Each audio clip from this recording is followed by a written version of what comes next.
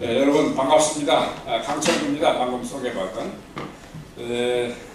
원래는 강의를 50분 얘기 들었는데 와보니까 30분이라서 압축해서 말씀을 좀 드리고, 더군다나 이주영 의원께서 축사를 너무 오래 하는 바람에 30분 바람에 좀 더 늦어진 것 같습니다. 가급적 시간을 맞춰서 압축해서 말씀을 드리려고 합니다. 사실은 강한 나라는 어떻게 만들어지는가, 저것은 올해 봄에 제가 책을 하나 썼는데 바로 책 제목이에요. 그래서 아마 최세진 회장께서 이번에 초청을 해주신 것 같습니다. 말씀드리는 건 간단합니다. 도대체 강한 나라는 게 어떤 나라가 강한 나라인지 제가 생각하는 얘기를 먼저 드리고, 이렇게 되면 아마 강한 나라일 것이다. 그러면 현재는 어떠냐? 어떻게 하면 그 강한 나라가 될 수 있겠는가? 이런 말씀을 좀 드리겠는데, 역사적 사례 뭐 이런 걸 조금 들어가면서 시간 있으면 좀 많이 들었으면 좋겠는데 그래서 못할 것 같고, 하나하나 말씀 다음 넘겨주시죠. 강한 나라라는 저는 네 가지가 이루어지면 강한 나라가 아닐까 이렇게 생각을 했습니다. 첫째는 뭐냐면은 이 역동성이 있어야 된다. 국민 한 사람 한 사람이 모두 사회 구석구석에서 역동성이 넘치는 나라, 도전 정신이 넘치고 탐험 정신이 넘치고, 그리고 포용하고 그다음에 열정이 넘치고 이러면은 역동성이 생기는데, 그런 나라가 강할 것이다 이렇게 생각을 했습니다. 두 번째는 소득과 부가 증가해야 되지. 그렇지 않겠습니까? 소득과 부가 증가해야만 그 강한 나라라고 생각합니다. 그런데 모든 계층의 소득 상승 기회가 균형 있게 부여되는 나라여야 된다. 소득이 올라가도 전체 성장률이 10% 8% 10%까지 간다 하더라도 이 소득이 양극화돼 버리면은 그거는 결코 강한 나라라고 할 수 없다. 한쪽에 치우치면 모든 계층의 소득 상승의 기회가 부여되는 그런 나라가 강한 나라일 것이다. 이렇게 생각하는데, 펠프스라고 하는 그 노벨 경제학상을 받은 사람이 책을 썼어요. 2년 전에 그 책이 나왔는데, 우리말 매스 플라리싱입니다. 매스 플라리싱. 우리말로는 대번영의 조건 이렇게 번역이 되어 있습니다. 근데 거기에서 그 사람이 매스 플라리싱이라는 게 뭐냐? 이게 대번영인데, 매스 대중이 번영하는 나라, 이게 이제 매스 플라 대번영이다 이렇게 생각을 했어요. 이 사람 얘기나 저나 마찬가지. 사회 구석구석의 모든 계층이 소득 상승의 기회가 주어지는 그런 나라, 이게 강한 나라다. 또 권력이 분산되는 나라죠. 권력이 집중되면은 안 돼. 견제와 균형 시스템이 작동하는 나라가 바로 강한 나라다. 독점, 독재 이런 거는 강한 나라가 될 수 없다 하는 것이 이제 역사적 경험입니다. 그 다음에 이제 우리가 혼자 사는 나라는 혼자 사는 게 아니기 때문에 신뢰와 협력이 이루어지는 사회, 부패가 없어야 되죠. 부패가 있으면 신뢰가 깨집니다. 사회 신뢰 완전히 깨져버려요. 그다음에 공정한 법치가 이루어져야 된다. 이 네 가지, 역동성, 소득과 부가 증가하는 거, 권력이 분산되어야 된다는 거, 그 다음에 신뢰와 협력이 이루어지는 거, 이런 네 가지 조건이 맞으면 강한 나라가 될 수 있다 생각합니다. 넘겨주시죠. 네, 맞습니다.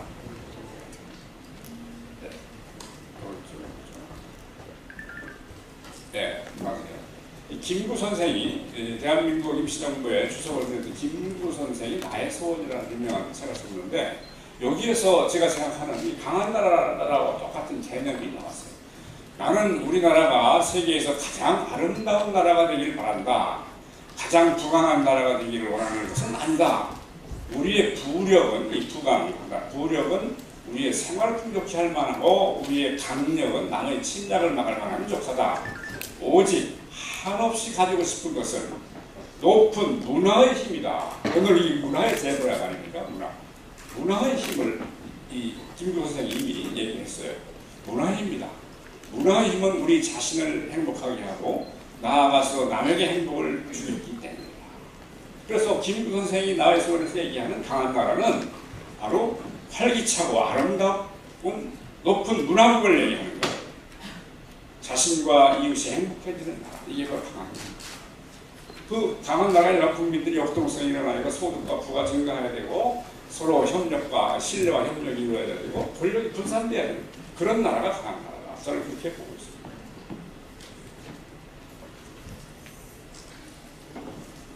그런데 지금 한국 경제는 어떠한가? 제가 경제학자입니다 원래. 그래서 말씀드리면 한국 경제는 어떠한가? 위기입니다. 위기라고 봐야 됩니다. 왜 그러냐? 잠재 성장률이 2%대로 지금 떨어지고 있어요. 지난 20년간 5년마다 1%씩 잠재 성장률이 떨어지고 있어요. 계속 떨어지고 있어요. 지금 그래 2%대에 들어왔어요. 이 박근혜 정부 들어와서 2%대로 들어왔어요. 우리 능력을 전부 동원해서 인프레 없이 성장할 수 있는 성장률이 잠재 성장률인데 그걸 잘해야 그 정도 된다는 겁니다.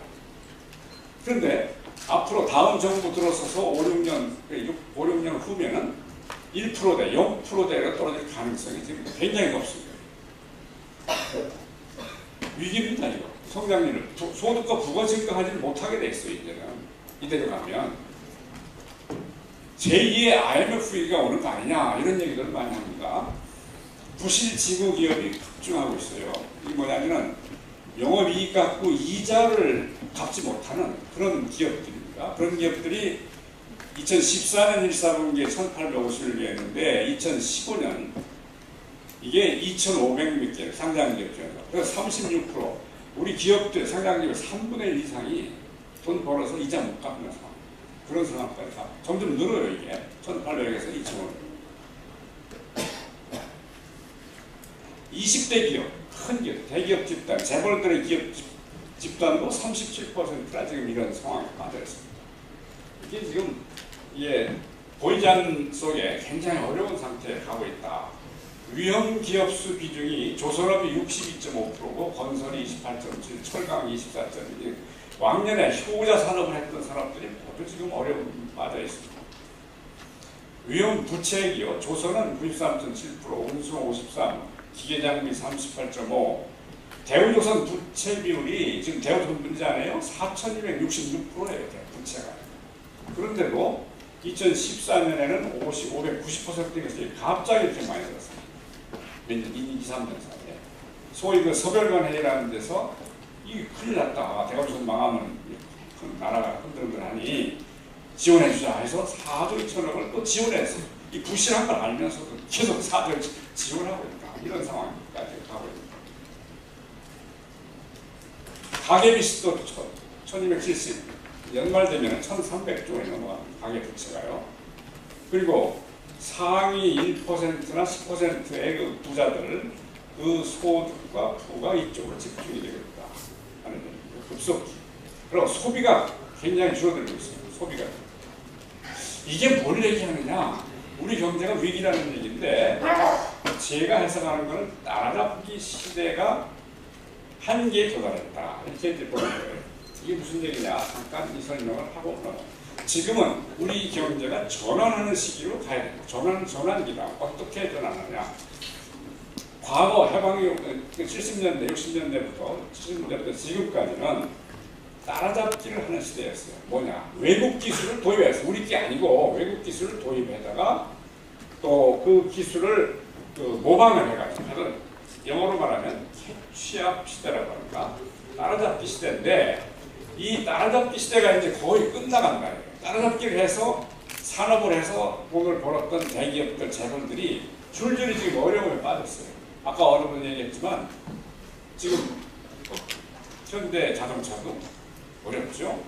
삼성전자도 갤럭시 노트 7이 지금 안전성을 소홀했기 때문에 그것 때문에 흔들흔들하는 그런 상황. 주가가 막 하루에 8%씩 빠지고 하는 그런 일이 벌어지고 있지 않습니까? 이 얘기는 이 따라잡기 시대가 이제 다 끝나간다는 그런 뜻입니다. 전통 산업이 내지는 정체하고 중산층이 몰락하고 있고 소비가 둔화합니다. 대번영은 기술 도입과 모방을 넘어서 자생적 혁신으로 가능하다. 나는 이렇게 보고 있어요. 이 자생적 혁신의 시대. 근데 재밌는 것은 지금 선진국이라고 하는 모든 나라, 또 요즘 중국이나 동남아처럼 막 성장하는 나라들은 다 통틀어서 그 중에서 소위 자생적 성장을 했던 나라는 과거 200년 동안 세 나라라는 거예요. 영국과 미국, 독일. 자기 기술로 이렇게 성장을 한 나라 세 나라라는 거예요. 이게 아까 얘기한 펠프스가 노벨 경제학상은 펠프스 책에 나와요. 나머지 나라들은 선진국이라 하더라도 도입과 모방을 했던, 캐치업을 했던 나라예요. 예를 들면 이탈리아, 스페인, 일본도 역시 캐치업을 한 나라라고 보는 겁니다. 한국, 중국, 인도 다 이 캐치업을 하는 나라. 남의 기술 갖고 그걸 산업화해서 수출해서 먹고 살았던 나라. 근데 그게 이제 한계에 도달하고 있다는 것이죠. 일본은 조금씩 벗어나고 있다는 거죠. 조금씩. 중국도 아직 캐치업의 시대죠. 그래서 이것이 소위 자생적 혁신으로 가려면은 역동성과 다양성이 생겨야 가능하다. 밑으로부터 혁신이 일어나는 그런 열기가 우리 사회 전체에 일어나야만 그게 자생적 혁신의 시대를 갈 수 있다. 경제적 자유가 제대로 확산이 돼야 가능하다. 문화의 창달이 이루어져야 그런 또 혁신이 분야분야에서 다 이루어진다는 것을 말씀드리겠습니다. 그래서 이제 역동성을 어떻게 높이겠냐 그 얘기를 조금 해보면 신분 또는 계층 이동이 열려야 된다. 어느 나라든지 신분 이동이 막혀버리면 계층 이동이 막혀버리면 나라가 망한다. 역동성이 안 생겨요. 역사적인 예에 하나 들어볼까요? 로마의 해방노예제를. 로마는 여기저기 주변 국가를 점령해서 속국으로 만들었죠. 근데 그 속주에서 사람들을 노예로 막 잡아왔어요. 잡아다가 노예로 부려먹긴 하지만 그 중에서 아주 일을 잘하고 주인을 위해서 돈을 벌고 하는 이런 노예들은 해방을 시켰어요. 그런 제도가 로마에 있었습니다. 덕분에 로마는 이 평범한 로마인들의 세계를 헤집고 다니는 역동적인 힘이 이 해방 노예들로부터 생겼다는 거예요. 그래서 오래갔고 인구도 늘고 그랬다는 거예요. 그래서 역사적으로 보면 이 신분 이동이 노예제긴 하지만 그래도 해방 노예를 시키는 틈을 열어줘서 계층 이동이 가능했다. 그래서 역동성이 있었다. 이렇게 평가를 합니다. 중세 농노라고 하죠. 영주의 땅에 평생 묵혀가지고 평생 30km밖에 나가지 못하는 농노들을 결혼을 하지만 노예는 아니죠. 그 농노들이 중세의 그 대부분의 유럽 사람들이었는데 그 사람들이 르네상스가 되면서 바뀌어요. 어떻게 바뀌느냐. 도시로 나와서 상공업을 하고 자유롭게 움직이고 그래서 이 르네상스인이라고 하는데 이런 사람들을 그 자유가 생긴 사람들이고 또 주체적인 사고를 하고 주체적인 활동을 할 수 있는 사람, 자유롭고 주체적인 사람이 르네상스인입니다. 이게 근대 유럽인의 첫 아이다. 이렇게 브루카르타는 학자가 얘기했어요. 르네상스 때 비로소 근대인이 생겼다. 이게 신분이 바뀐 거거든요. 농노에서 르네상스인으로 바뀌었어요. 유럽에서. 그렇게 되니까 그 사람들이 자유롭게 활동을 해가지고 그 이후에 종교개혁, 예술혁명, 프랑스 대혁명, 그 다음에 뭐 온갖 것을 다 일으키는 원동력이 됐어요. 그게 발전시키는 거예요. 사회 역동성을 높이는 거죠. 산업혁명도 여기서 일어났어요. 르네상스인들이. 우리나라도 동아혁명이나 이 해방개혁, 토지개혁 나중에 좀 얘기가 있지만은 토지개혁을 우리가 했잖아요. 해방 이후에 농지개혁을 했는데 나는 그 농지개혁이 지난 반세기 동안 우리 산업화를 이끌어오는 원동력이 거기서 나왔다 이렇게 생각합니다. 왜 그러냐? 농지개혁을 했더니 옛날에 지주 소작 관계가 500년간 계속 되는데 그게 해치가 됐어요. 이게 소작인들이 완전 평등한 지주하고 평등한 사람들, 소작인 자식들이 전부 서울 놀러와서 비록 청계천에서 판잣집에 살더라도 내가 열심히 뛰고 공부하고 해서 한 명 국회의원도 되고 판사도 되고 재벌도 될 수 있다. 이래가지고 막 뛰었거든요. 그게 지난 반세기입니다. 그래서 우리 이 힘이, 역동적인 힘이 거기 생겼다. 그래서 이 토지개혁 자체가, 농지개혁에서 원래 목적은 농업의 균등 발전 뭐 이런 거였어요. 그러나 균형 성장, 농업 생산성의 향상, 그거는 실패했어요. 농업은 별로 발전 못했지만 신분제도를 바꾸는 바람에 우리나라가 그 이후에 반세기 동안 이만큼 성장하는 힘이 됐다. 산업화에 힘이 됐고 또 민주화에 힘이 된 겁니다. 토지가 그렇게 중요해요. 이런 것이 다 이 역동성을 높이는 그런 것 중에 하나고, 그 다음에 중요한 것은 경제적 인센티브를 보장해야 된다. 일한 만큼 대접받는 사회, 이 포용적 경제에서 말한다는 거예요.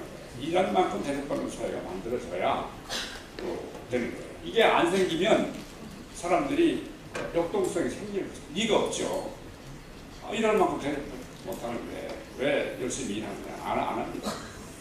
그 다음에 열정을 갖게 하는 자유가 확대돼요. 자유는 5가지인데 경제적 자유, 정치적 자유, 사회적 자유, 투명성, 안전성, 그 다음에 개성을 발휘하게 하는 환경, 이 다양성이 존중이 돼야 됩니다. 획일적으로 가면 안 돼요.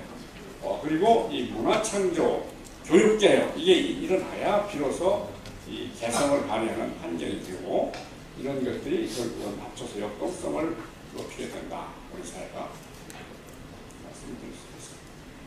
생략을 하고요. 다음에는 이 소득과 부가 어떻게 하면 증가되겠느냐, 이게 중요한 거죠. 이게 경제가 이제 얼마나 발전하겠냐 이런 얘기인데, 전통적인 경제 이론에 의하면은 이 요소가 증대하면 된다. 요소는 생산 요소입니다. 생산 요소는 지금 우선 인구가 증가해야 돼요. 인구는 뭐냐? 이 소비의 주체고요, 생산의 주체고, 또 혁신의 주체예요.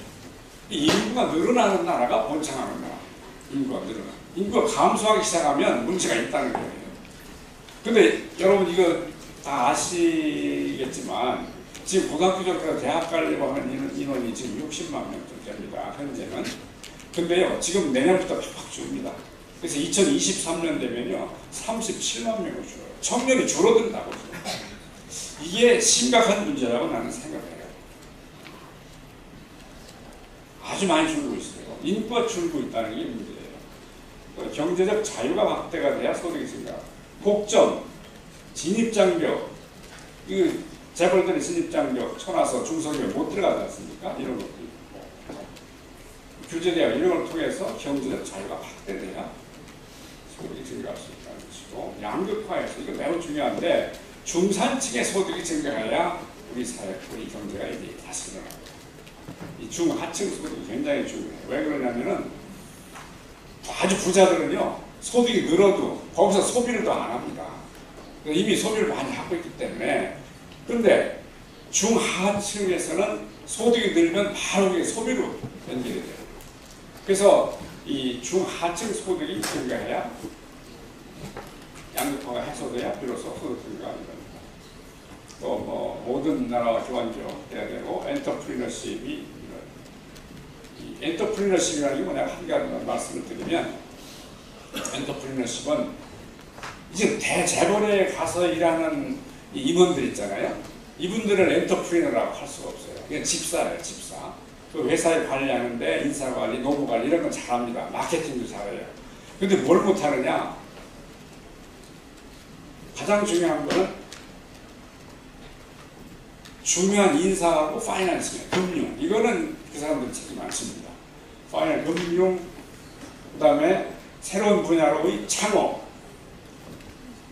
그 다음에 중요한 사람을 찾아내서 발탁해 쓰는 인사관리, 이거를 할 수 있는 사람이 엔터프리너거든요. 사업화를 시키는 사람. 그러니까 이 아이디어를 발굴하고 자금을 동원하고 사업화를 할 수 있는 전문 경영자가 우리 사회에 많아야 된다. 근데 그게 지금 안 되고 있지 않느냐, 이런. 그래서 제가 몇 가지만 말씀드리면, 청년에 투자를 해야 된다 하는 것이, 인구가 줄어요. 그러겠지만 역사적으로 보면 청년 미래인데, 청년의 숫자가 줄어든다는 망하고 그 반대로 청년 숫자가 늘어난다는 흥에서, 아까 잠깐 얘기 들었지만 로마와 아테네를 비교해 보니까, 아테네가 번창했던 그 페리클레스 천주 시대에 그 후에 BC 한 5세기쯤 됩니다만은 그때 아테네 인구가요 43만 2천 명이었어요. 그 중에 청년이 4만 명이거든. 근데 로마 공화정기 1세기 전인데 그때 로마 인구가 로마 시에 44만 명인데 청년이 11만 명이었어요. 그래 로마가 한가지요. 아테네는 그 후에 망했어요. 이때 왜 아테네가 청년 인구가 줄었나? 이건 시민권 제도를 잘못 도입했을 거예요. 페리클레스가 죽기 전에 시민권 제도를 도입했는데 어떤 식으로 했냐? 아테네 시민의 부모가 아테네 시민인 경우에 거기에서 태어난 자식들한테 시민권을 줬어요. 한 사람이라도 이방인이면 아테네 시민이 아니면 시민권을 안 줬어. 그러니까 자꾸 젊은 애들이 줄어들어. 그래가지고 그 후에 페로폰네소 전쟁 때 결국은 망하죠. 패턴이야. 청년에 투자해야 우리 인구가 증가하고 미래가 번영할 수 있다. 이런 말씀을 드리고 양극화 해소 이거는 다시 좀 읽고 넘어가겠습니다. 중산층의 소득 증가가 매우 중요한데 하위층의 소득이 증가할수록 전체 소득 증가에 기여한다는 보고서가 우리나라뿐만 아니라 IMF, 월드뱅크, ILO, 도처에서는 얘기가 나와요. G20에서도 얘기가 나와요. 중하위층의 소득이 늘어야 소비가 늘어가지고 경제 전체 성장률이 높아진다. 근데 우리는 중하위층 소비가 자꾸 줄어요. 조금 전에 옆에 앉아서 박주봉 회장하고 제가 잠깐 얘기했더니 중소기업이 10년 전부터 굉장히 어렵다고 해요. 왜 그런가 했더니 소비가 중소기업이 소비가 없다. 이게 소비가 준다는 게 참 큰 문제입니다. 그 다음에 기득권 가진 과도 권력의 진입장벽이 큰 문제입니다. 경제 민주화가 시작이고 참여민주주의, 누구든지 이 경제 활동에 참여할 수 있는 장벽이 제거돼요. 장벽이. 그래야 밑으로부터 혁신이 가능하고 상향식 역동성이 일어날 수 있다. 이게 대번영을 가져올 수 있다. 그래야 자생적 성장이 가능하다. 이런 말씀을 드리겠습니다. 이 표를 잠깐 봐주시죠. 이 표가 뭐냐면요. 상위 1%의 소득 집중도입니다. 상위 1%. 이 빨간 게 미국이에요. 미국. 이쪽은 그 빨간 표지에 1930년부터 지금 현재까지 와 있는데 이 빨간 이게 높을수록 상위 1%의 소득이 많이 집중됐다는 거예요. 이 1929년 대공황이 일어났는데 그때 23%였어요. 미국이 상위 1%의 소득이 23%가 집중돼 있었다고요. 근데 그 이후에 루스벨트 대통령이 뉴딜 정책을 해가지고 이게 팍팍팍팍 줄었어요. 상위 1%의 소득 집중이 떨어지고 중산층의 소득이 늘어났다. 밑으로 깔린다는 얘기는 10% 이하로 내려오거든요. 이때 가면 50년대, 60년대는 루스벨트의 뉴딜 정책이 성공을 해가지고 중산층이 살아난 겁니다. 소득이 상위 집중됐던 소득이 중산층으로 분산이 돼서 상위는 내려가고 중산층 소득이 올라간 거죠. 미국 사람들이 경제학자들이 이구동성을 하는 얘기가 이때 대공황이고 47년부터 75년까지를 대번영의 시기라고 합니다. 미국도. 그런데 다시 80년부터 다시 올라가요. 미국도. 지금 23.7%까지 갔습니다. 미국도 상위 1%의 소득으로 굉장히 집중되어 있어요. 그래서 2011년 월가에 말이지 사람들이 몰려가가지고 월가 금융가에서 너희 돈 다 벌어가지고 말이야 99% 미국 사람들이 지금 힘겹게 살고 있다. 다 때려 부순다. 이런 얘기가 나오고 이게 이때를 신자유주의 시대라고 해요. 민영화하고 규제 완화하고 부자한테 소득을 부자 감세를 했어요. 이 신자유 시대 80년부터 이 뉴딜 시대에는 상속세가 얼마였냐면 80%였어요. 80%. 루스벨트 그걸 했어요. 저항도 많았죠. 부자들한테 상속세를 아주 높였습니다. 그래서 이 중산층의 소득을 높였는데 다시 레이건 때 1980년 때 와서 그게 39%로 푹 떨어졌어요. 상속세가. 부자 감세를 했지 또 민영화를 했지 그래가지고 그래서 다시 미국이 위기가 왔어요. 트럼프가 나와서 대통령 당선되기는 어렵겠지만 그래도 인기를 많이 얻는 이유는 그것 때문에 뒤집어 엎어야 되겠다 하는 생각이 미국도 지금 굉장히 강하다는 얘기입니다. 자, 한국. 이 파란 게 한국입니다. 파란. 이 통계가 우리는 없어요. 없어가지고 이 50년대가 없다가 80년대부터 나오는데 우리도 부자 1%, 상위 1%가 이게 10% 이하로 낮았다가 90년대부터 쫙 지금 올라가는데 13%까지 올라갔어요. 굉장히 빠른 속도로 1%한테 소득이 집중되었다. 이게 소득만 가지고 하는 얘기지. 토지나 건물 같은 이런 자산까지 하면 우리가 가지고 얼마냐? 25%가 된 거죠. 상위 1% 가진 집중도가 25%. 그리고 중산층은 가난하고 위는 엄청나게 부자예요. 그래서 상위 몇 대 기업이 가지고 있는 지금 참 돈을 쓸 데가 없어. 투자할 데도 없고 소비도 뭐 더 이상 할 필요도 없고 하니까 700조가 자본가한테 쌓여있지 않습니까? 지금 국민들 부채는 가계부채는 아까 봤지만 1300조 아닙니까? 가계들은 일반 중산층. 그럼 이 사람들이 희망을 가지고 좀 열심히 일하면 나도 부자가 될 수 있는가? 70년대, 80년대에 그런 희망이 있었고 지금 없어요. 그게 지금 우리나라의 큰 문제다. 그걸 갖게 해주는 것이 결국 그 경제를, 소득과 부를 증가시키고 강한 나라를 만들 수 있는 길이다. 이렇게 말씀드리겠습니다. 대공황 생략하고요.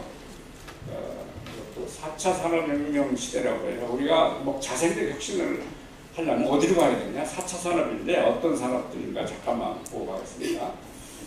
1차 산업혁명은 18세기 영국에서 일어난 산업혁명이 동력, 수력, 전기가 이런 거죠. 2차가 이 전기, 자동화 뭐 이런 게 있는데 19세기, 20세기. 그 다음에 이제 디지털 전자기기가 나오는 IT 산업이 20세기 후반이 3차라고 하고요. 지금 4차가 2015년부터 4차 산업혁명이 일어나고 있는데 이건 융합이에요. 한마디로 융합시다. 그럼 어떤 것들이냐? 여기 보시면 이런 기술들이 4차 산업 앞으로 이끌어 나갈 분야인데 여기에서 자생적 혁신이 우리가 일어나야 된다. 자, 물리학 기술, 무인 운송 수단, 그 다음에 3D 프린팅, 로봇 공학, 신소재, 디지털 기술, 사물 인터넷 아시죠?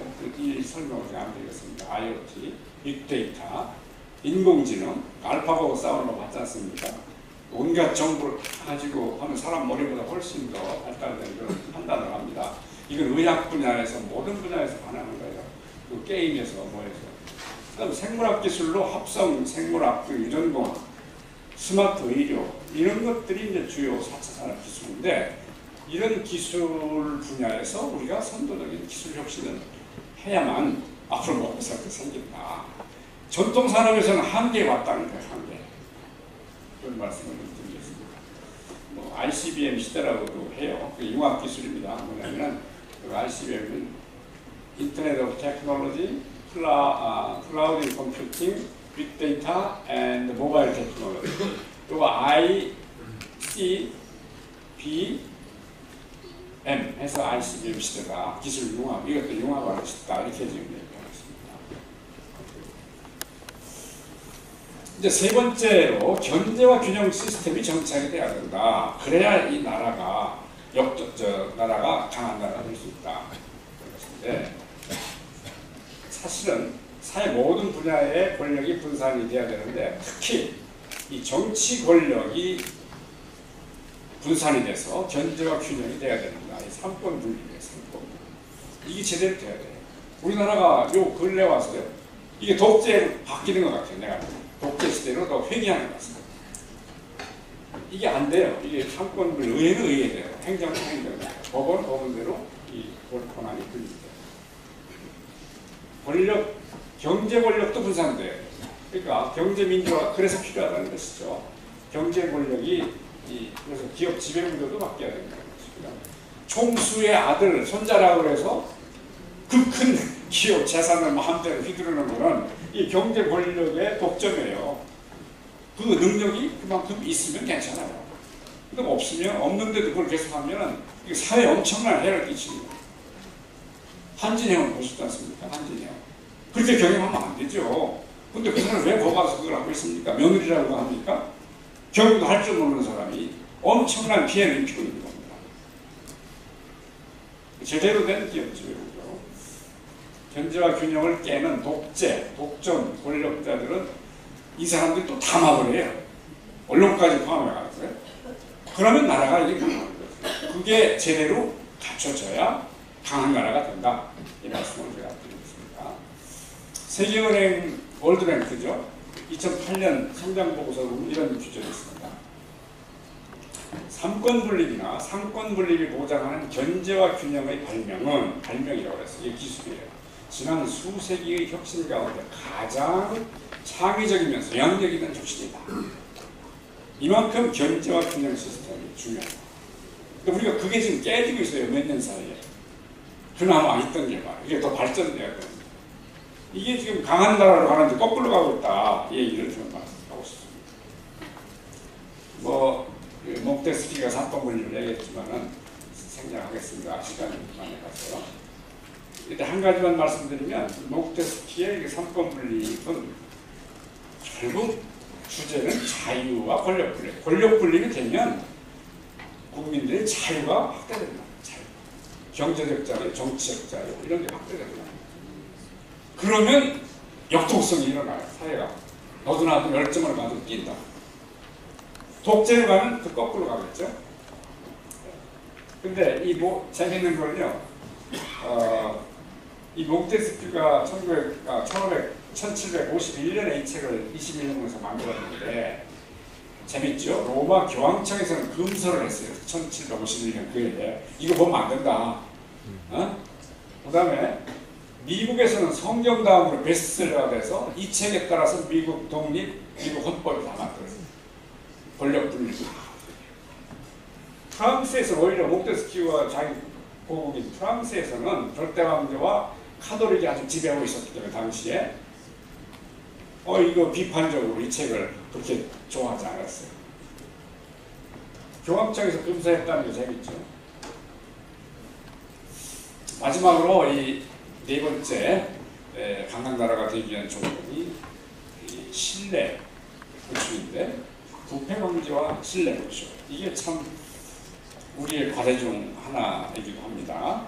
클린트 가드라고 하는 그 학자가 이 부패 방정식을 만들었습니다.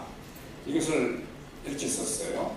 부패 방정식은 그러니까 C, corruption입니다. 이게 부패는 M 플러스 D 마이너스 T 마이너스 A다. M은 뭐냐면 모노폴입니다. 이 독점이 커지면 커질수록 부패가 커진다는 거예요. 그 다음에 D는 뭐냐면 디스크리션이거든요. 디스크리션은 재량권입니다. 재량권이 많으면 많을수록 부패가 커진다는 거예요. 재량권. 기업에서 총수의 재량권이 많다. 또는 권력에서 대통령의 권한이 재량권이 너무 많다. 그러면 이게 부패가 커질 수 있다는 거예요. 대통령까지 안 가더라도 무슨 수석의 재량권이 너무 커진다. 그러면 이게 corruption이 커지는 거예요. T는 뭐냐? 트랜스페런시죠. 투명성. 투명해지면 마이너스거든요. 부패가 줄어든다는 거예요. 투명해지면. 그 다음에 A는 뭐냐? accountability. 책임을 지고 감사를 하고 회계에 책임을 하고 이렇게 하게 되면 부패가 줄어든다.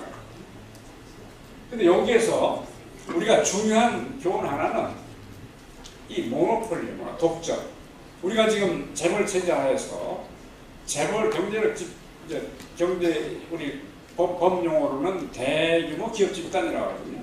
이 집단들의 독점이 너무 커가지고 성을 다 쌓고 있어요. 우리 경제의 성을. 그래서 일반 중소기업들은 거기 성을 뚫고 들어가지를 못해요. 그 성벽을 낮춰야 돼. 그게 진입장벽입니다. 진입장벽을 낮춰야 들어가서 같이 장사하고 그러지. 성 밖에서 그냥 눈치나 보다가 한번 들이받았다가 지고서는 망해서 도망가. 그렇게 현실입니다. 그래서 중소기업이 점점 약해지죠. 똑같이 공정하게만 성문을 열어서 같이 장사하게 하자. 이게 공정한 사회예요. 근데 이게 독점, 경제에서 그렇지만 정치에서는 이게 독재입니다. 독재로 가면 갈수록 부패가 늘어납니다. 이걸 깨야 된다. 요 신뢰방정식이라는 것도 있어요. 이거 재밌는 건데요. 이건 T가 트러스트인데요. 트러스트는 C 플러스 R 플러스 I에 비례하고 S에 반비례한다. 이런 뜻입니다. 여기서 C는 뭐냐면 credibility. 그 다음에 R은 뭐냐면 reliability. 다시 우리말로 번역하면 신용이에요. 신용이 있어야 된다. credibility, reliability. 그런데 이 C, credibility는 어떤 때의 신용이냐면 정직할 때. 그 다음에 전문성이 있을 때. 신용이 붙잖아요. 전문성 있는 사람은 전문가가 얘기하는 좀 다르잖아요. 같은 얘기를 해도. 이 전문성 또는 정직성, 이거에서 생기는 신뢰가 C고요. R은 reliability는 일관성이 있어요. 일관성. 정치인들 아까 훌륭하면서 왔다 가셨습니다. 일관성이 없는 분들이 너무 많아. 왔다 갔다 해. 오늘 여기서 얘기, 저기서 다르고 말이죠. 제가 정부에 있을 때 국회 상임위원회 나가서 이렇게 들어보면 두 자리 상임위원회에서 막 질문하고 그래요. 질문하고 이거 아니지 않냐 막 그러고 하는데 그 사람이 저 끝나고 뒷방에 가면 딴소리 합니다. 자연 딴소리. 얼굴 하나 안 붉혀요. 뭐 깔고 있어요. 그래서 국회의원들 막 믿으면 안 돼. 근데 얘기를 들으면 그분들 얘기를 들으면 또 일리가 있지. 왜냐? 나는 또 당선돼야 되니까 내가 지역 국민들 얼굴을 보고 지금 하는 얘기다. 이해해달라 이렇게 얘기해요. 그게 일관성이 없기 때문에 우리 국민들이 국회를 불신하는 겁니다. reliability.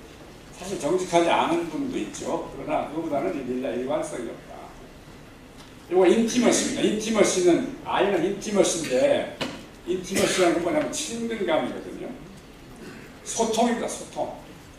소통이 돼야 신뢰가 생긴다는 거예요. 근데 우리 지금 정부와 국민하고 소통이 안 돼요. 이게 왜 그런지 모르겠지만 술 한잔 마시고 막걸리 한잔 마시고 이게 이렇게 된 거야 이렇게 된 거야 서로 얘기하다 보면 통하는 데가 있거든요. 아 이해된다 말이지. 그럴 수 있겠다. 도와주겠다. 이게 전혀 없어요. 제가 정부에 있을 때는요, 그래도 가끔 대통령한테 가서 보고도 하고 하는데 대통령한테 올리는 결제 서류는 문서로만 쓰기 때문에 문서로 못 쓰는 게 많잖아요. 같이 앉아서 얘기하다 보면은 그 뒤 이면의 얘기도 막 하거든요. 이게 이렇게 썼지만 이 뒤에는 이런 얘기가 있습니다. 이렇게 됩니다. 이렇게 됩니다. 아 그렇구만. 그리고 대통령이 거기에 대해서 의사결정을 합니다. 아 요즘은 대통령 장관은 대통령 만나기 힘들대요. 아 이거 필요합니까? 이렇게 하고 묻잖아요. 대통령 장관이 나를 만날 필요가 있습니까? 이게 소통이 지금 안 돼요. 그래서 국민의 생각하고 청와대 생각하고 괴리가 많이 생겼습니다. 이게 그래서 신뢰가 떨어지는 거예요. 트러스트가. S는 뭐냐면 self interest. 자기 사적 이익을 추구하면 신뢰가 떨어진다. 사적 이익을 추구. 그래서 우리가 이런 부패 방지 신뢰 구축이 우리 사회에서 지금 강한 나라를 만드는데 이 바탕, 밑바탕이거든요. 이게 제대로 해결돼야 된다 하는 것을 말씀을 드리겠습니다.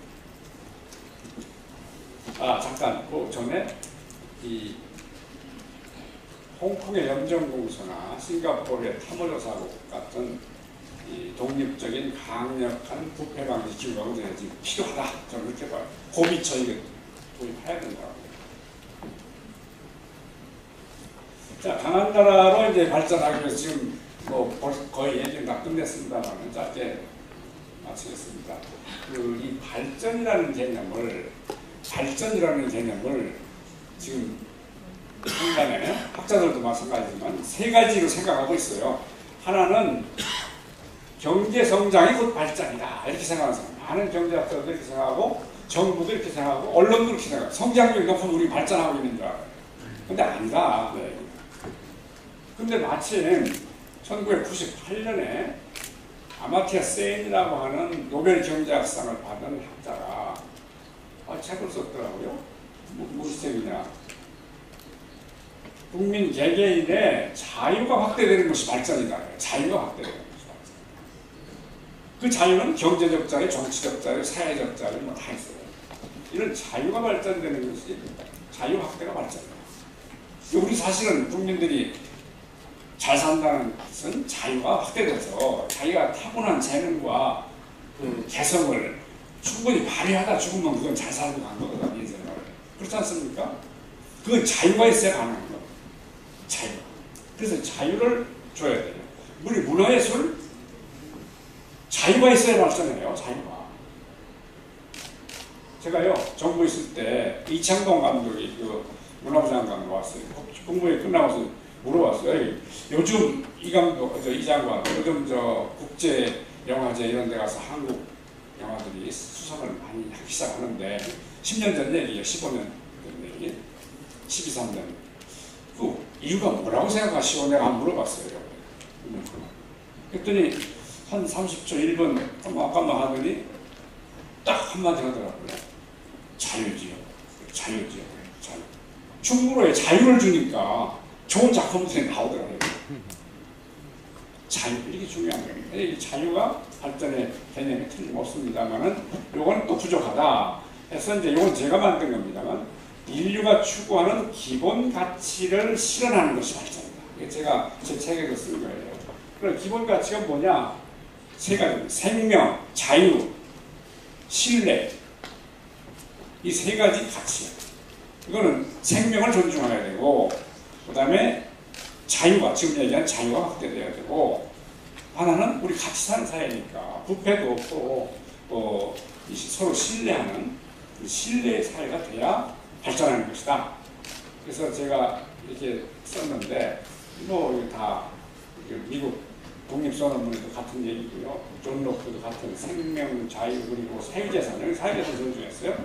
진정한 확고한 행복 추구, 이것이 결국 발전이다, 이렇게 보는 사람이 있습니다. 자, 그래 강한 나라로 발전을 하는데 내가 관심을 가지는 것은 사회적 기술에 주목을 합니다. 이 사회적 기술이라는 게 소셜 테크놀로지, 제도입니다. 제도. 아까 로마의 해방 노예제라는 걸 만드니까 확 달라지고, 아테네는 시민권 제도가 들어오면서 나라가 청년이 줄어들고 그랬지 않습니까? 이 제도를 잘 만들어요. 그리고 제도만 있어서는 안 되고 그걸 잘 조직해서 이를 집행하는 조직이 만들어지고 그걸 끌고 가는 리더십이 있어야 돼요. 이 셋을 합쳐서 제도, 조직, 리더십을 합쳐서 사회 발전 기술이다. 저는 이렇게 생각합니다. 그래서 이 사회 발전 기술이 PT는 뭐냐면은 피지컬 테크놀로지라서 우리가 보통 알고 있는 물리적 기술이에요. 물리적 기술. 뭐 기계니 전자니 말이야. 뭐 IT 기술 이거 다 이제 PT인데 이 발전에 원동력이 된다. 영국의 그 명예혁명 이후에 의회제도가 확립되거든요. 그리고 한국의 농지개혁이 일어나고 이런 제도개혁이 일어나니까 역동성을 일으켜서 산업혁명이 일어납니다. 산업혁명. 그래서 이 제도가 얼마나 중요한지, 이 국회가 만드는 거예요. 제도는 법안을 만들어. 자, 이 제도 생산과 실천은 의회, 정부, 각종 조직, 기술 혁신, 제도 생산이 중요한데 이 리더십이 매우 중요해요. 리더십이라는 것은 이 비전과 실천력입니다. 우리 사회에 이렇게 가면 강한 나라가 될 수 있다. 이렇게 가면 소득이 늘어날 수 있다. 하는 비전을 확고히 가지고 그걸 밀고 나가야 돼. 제도를 만들어야 돼. 근데 요즘 정치인들은 대부분이 현안 문제 가지고 말싸움하고 장난하고 이 싸움만 하고. 그러니까 의원들도 계셔야 되는데 다 갔어야 됩니다. 바닥에 준대. 그래가지고 국민들이 굉장히 실망을 하고 앞으로 이렇게 하면 이렇게 가면 된다. 이걸 좀 하자. 근데 전부 이분들은 선거를 의식해가지고 현안 문제 갖고 말을 누가 더 잘하느냐 이런 싸움만 하고 있어요. 어떻게 남을 꼬꾸라치겠냐. 그러면 안 된다. 좀 비전을 가진 지도자가 나왔으면 좋겠습니다. 그리고 실천을 할 수 있는 지도자. 역사적 사례가 참 많은데요. 제 책을 참고하시면 됩니다만은 생략하겠습니다. 시간을 가져요.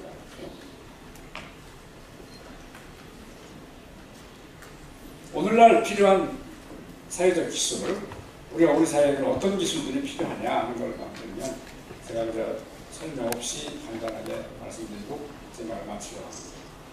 통합의 기술이 우리한테 지금 필요하다. 통합의 기술이 필요해. 정치통합, 국민통합, 남북통일, 지역통합, 생명 존중, 자유, 재산권 보호, 신뢰 이런 것들을 위해서 통합 기술이 필요하다. 그 다음에 신뢰 구축을 할 수 있는 기술이 필요한데 소통, 예를 들면 이게 굉장히 중요한 겁니다. 대화하는 데 필요해요. 반부패 조직, 고비처 같은 게 필요하다. 그 다음에 양극화 해소, 중산층의 소득 증가가 매우 중요하다. 지금. 그 다음에 청년에 투자하고 아동 노인에게 투자를 해야 돼요. 청년에 수당 주는 거 나는 더 많이 해야겠다는 거예요. 투자라고 할 때요. 투자. 그다음에 한반도 신경제, 남북을 통틀어서 하는 경제를 지금 구상을 해서 추진을 해야 된다.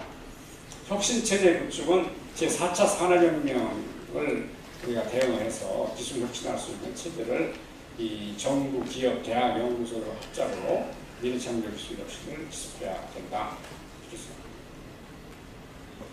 그래서 지금 제일 걱정하는 거는 자꾸 지난 반세기 동안과 달리 새로운 신분 사회로 가고 있다는 게 제일 걱정이에요. 그전에는 그래도 농지 해방이후 토지개혁으로 지주 소작 강조해서 돼서 우리 역사상 최초 모든 시민이 평등한 사회로 진입했어요. 이로부터 반세기 동안 산업화와 민주화가 이루어졌는데 이 매스 플라리시죠. 대번영이 일어났는데 이게 한국 역동성이 만들어졌었어요. 지난 반세기에. 그런데 지금 특히 21세기 들어 다시 금수저, 흑수저의 사회가 되어버렸어요. 이는 신분, 계층 이동이 막히고 있다. 닫혔다. 열렸다가 닫히고 있습니다. 이거를 우리가 극복해야만 대번영이 된다. 어떻게 하면 할 수 있는가? 사회 구성은 개개인의 자유가 확대되고 아동, 청년, 노인 등의 특히 소득, 중하층의 기본 수요가 해결돼야 됩니다. 그 다음에 업그레이드될 수 있는 희망을 주는 지도개혁이 계속 이루어져야 되고 복지, 의료, 임금 상승, 고용보험 확대, 다양성 증대를 위한 교육개혁, 교육혁명이 이루어져야 돼요. 옛날 스케줄입니다. 경제 권력이 쳐놓은 진입장벽을 낮추거나 제거해야 됩니다.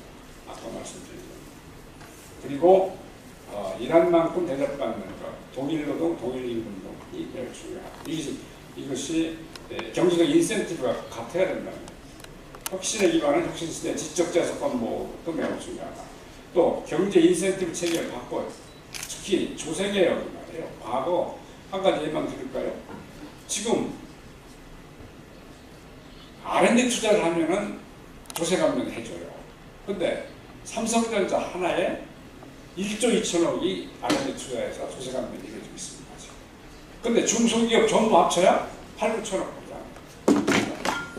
지금도 삼성전자에 그런 R&D 투자 조세 감면 1조 2천억 해야 되느냐? 개발연대 초창기는 해야 될 텐데 지금 돈을 쌓아놓고 있는데 이런 개발연대의 조세 체계입니다. 금융, 조세 다 그래요. 이게 혁신시대를 바꿔야 됩니다.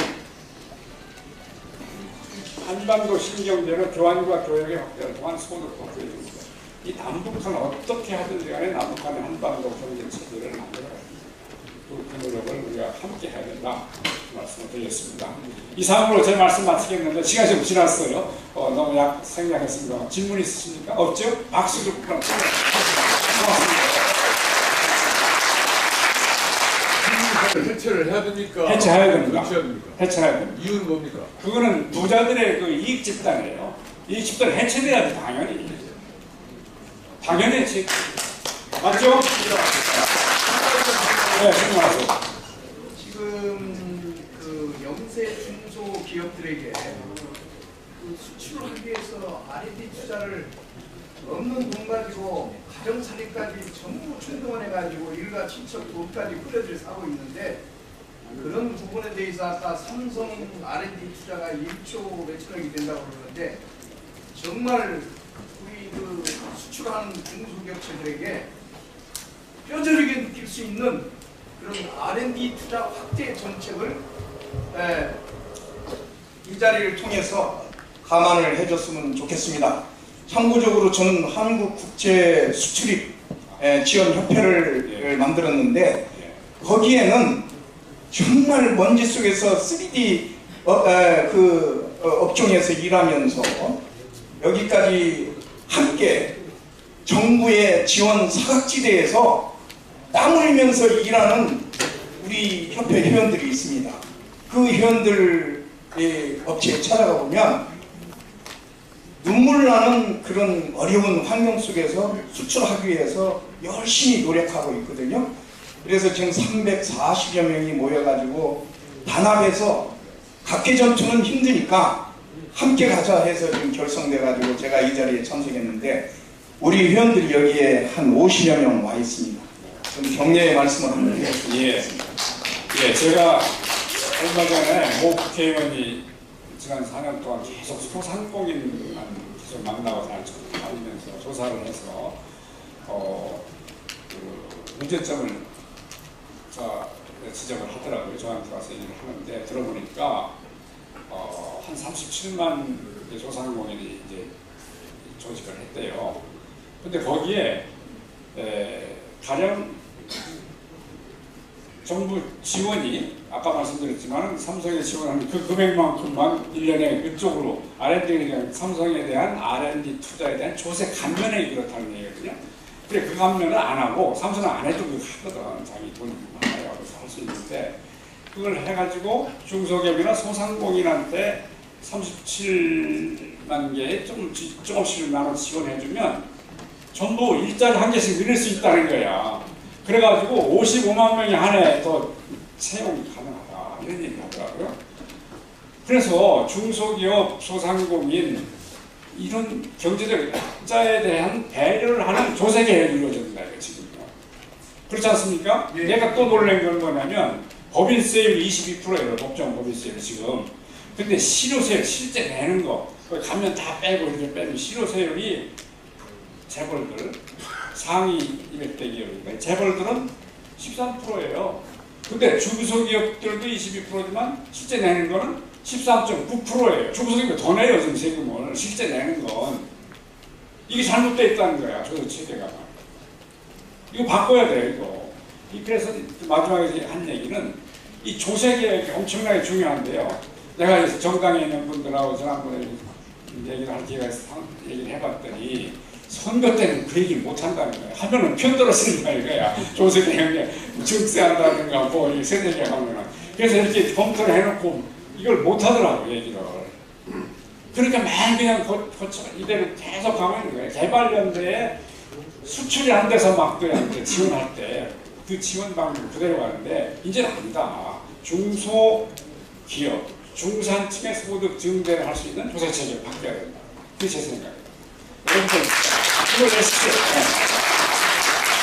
고맙습니다.